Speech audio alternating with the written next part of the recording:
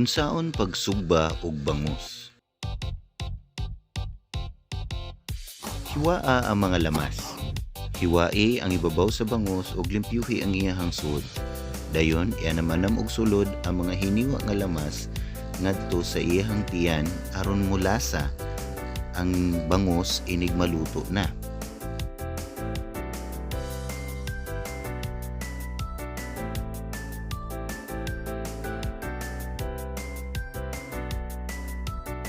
Human nga mapuno na og lamas, butangi og soy sauce ang sud sa hiwa ug ang palibot sa isda.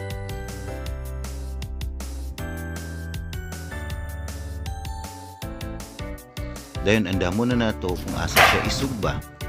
Nagbutang mi og butaw sa sawg aron maproteksyonan ang sawg. Halinga ang uling nga maoy sugbahan sa bangus.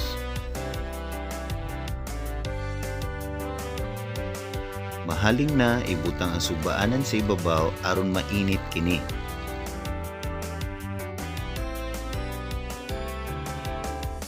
Kung nainit na ang sugbaanan, ibutang na ang bangus ug ang atong soy sauce nga nayabo sa plato ibutang sad ni sa sud niya.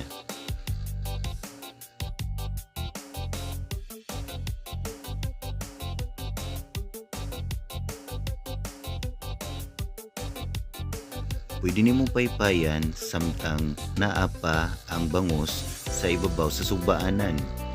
Pero tungod sa puthaw, dali ra mo init ang baga ug kusog kayo ang init niini, so dili na kinahanglan magpaypay ka pirme.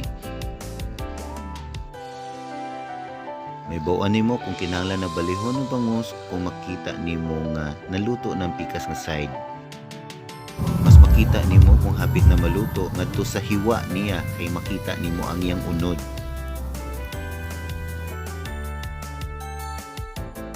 Bali-baliha siya aron mapatas ang iyang pagkaluto.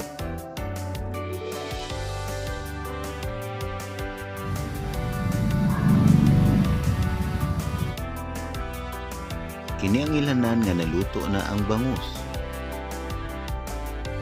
Inigaw man, hauna na o andam na siya i-serve.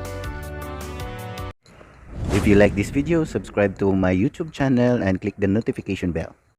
This is Sir Don, o kung nakauyon ka sa ato ang gi-feature karon, pwede ka mo like o nya i-comment unsa mga gusto nimong atong isgutan sa sunod na video. Amping!